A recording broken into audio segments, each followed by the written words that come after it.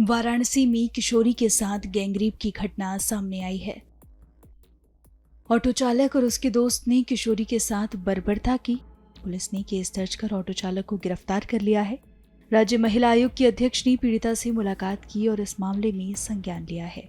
वाराणसी समेत पूरे सूबे में ऑटो चालकों, टैक्सी गाड़ियों के लिए गाइडलाइन जारी की गई है।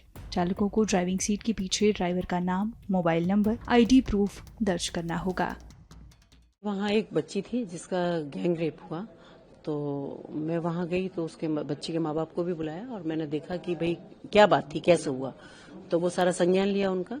दूसरा फिर यहाँ से अपने साथ सारे विभाग के लोगों को लेके गई, जैसे समाज कल्याण है और सारे जितने भी जहाँ से भी जो हमारी फंडिंग होती है, जो प्रधानमंत्री कोष से जहाँ भी हो सकता है, वो सारे उन सब अधिकारियों को वहाँ लेके गई। और क्योंकि अब जो भी था वो तो हुआ, लेकिन लड़की है वो 9 साल वो 9th में पढ़ती है, 14 साल की लड़की है। तो मुझे लगा कि अगर कुछ आर्थिक सहायता ऐसे में हो जाती है तो शायद कहीं ना कहीं कुछ मजबूती मिलती है उसको। तो उसमें 2 आरोपी थे, तो जिसमें से एक गिरफ्तार हो गया, एक अभी फरार है। फरार वाले का भी फोटो और फोन नंबर और सब कुछ है, लेकिन अभी उसने फोन ऑफ किया हुआ है। पर पुलिस भी दे रही है दबिश। मुझे लगता है कि शाम तक शायद वो गिरफ्तार हो जाएगा। कुछ परिवार से बातचीत में पता चला कि क्या वजह रही लड़की अपने घर से? एक्चुअली उसकी मदर ने उसको डांटा था, तो कुछ काम वाम करने का, जैसे मैंने उसकी मदर से पूछा तो वो बच्चे हैं, आजकल सहनशीलता है नहीं, तो वो बच्ची सुबह 4 बजे उठ के चली गई। जब 4 बजे उठ के गई, सड़क पे जा रही थी, तो एक ऑटो वाला उसको मिला। तो उसने पूछा उससे कि बेटे तुम कहाँ जा रही हो? तो उसने कहा कि मैं अनाथ आश्रम जा रही हूँ। तो उसने कहा अनाथ आश्रम चलो मैं छोड़ देता हूँ। उसको ऑटो में बिठाया, फिर उससे पूछा कि तुम्हारे पास आधार कार्ड है क्या? तो उसने कहा नहीं आधार कार्ड तो नहीं है। तो बोले जब तक आधार कार्ड नहीं होगा तब तक तो तुम नहीं जा पाओगी वहां। तो उसने कहा कि फिर मैं क्या करूं अंकल? तो उन्होंने कहा चलो मैं तुम्हें अपने घर ले चलता हूं।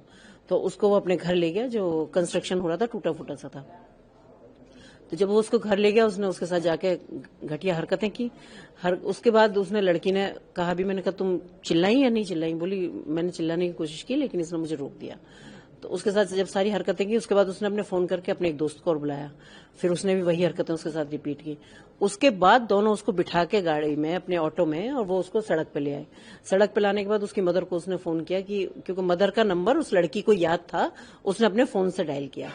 तो उसकी मदर को बुलाया कि आपकी लड़की सड़क पे है और आप इसको आके ले जाओ। जब उसकी मदर उसको लेने आई तो लड़की को जैसे वो लेके मुड़ी उधर, तब तक वो मतलब ऑटो वाला नहीं बैठ पाया था। तभी उस लड़की ने बताया कि मेरे को ना इसने गलत काम किया है।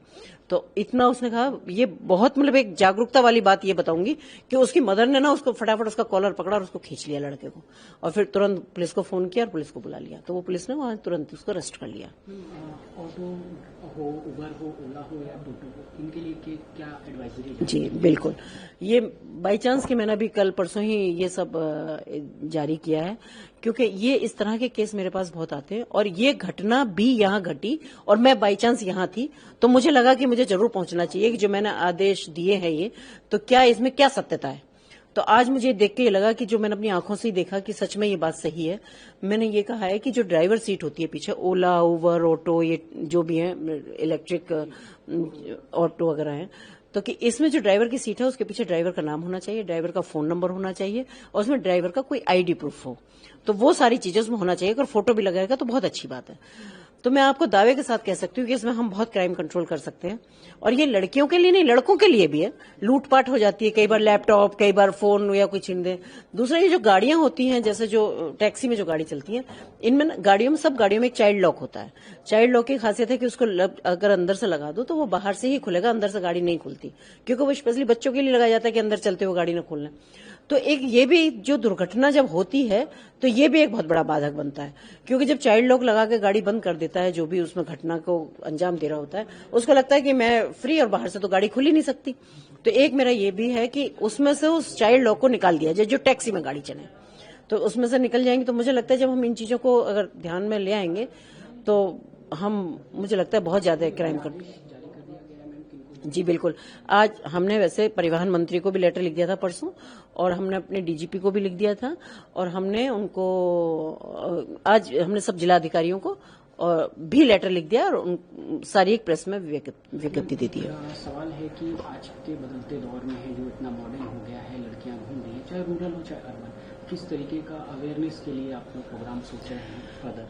जी बिल्कुल, मैं यही कहूंगी कि बच्चे घूम रहे हैं, बच्चे भी घूम रहे हैं, लेकिन उनको भी थोड़ा अवेयर होना चाहिए कि लड़कियां हैं या लड़के हैं या जो भी हैं, तो बच्चों को भी थोड़ा ना अपने जब जाते हैं तो थोड़ा सा आंख और कान दोनों खुले रहना चाहिए और देखना भी चाहिए कि हम कहाँ जा रहे हैं। पहली बात तो मैं यही कहूंगी कि कम से कम ऐसी अनसिक्योर जगह ना जाएं कि अंधेरे में जा रहे हो, रात में कहीं अकेले सुनसान जगह पे जा रहे हो तो कोई मतलब सा नहीं होता।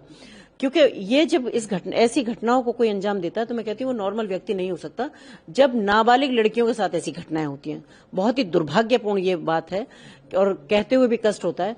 तो जैसे अभी 1-2 केस भी आए तो उसमें क्या होगा, या तो कोई बहुत नशे करने वाले व्यक्ति होंगे, या आपने देखा होगा कि जो सड़क पे नशा करते हैं भिखारी टाइप, उनके भी बहुत सारे केसेस आ जाते हैं, या मानसिकता मतलब यस है ना, विक्षिप्त मानसिकता के लोग इस तरह के अंजाम देते हैं।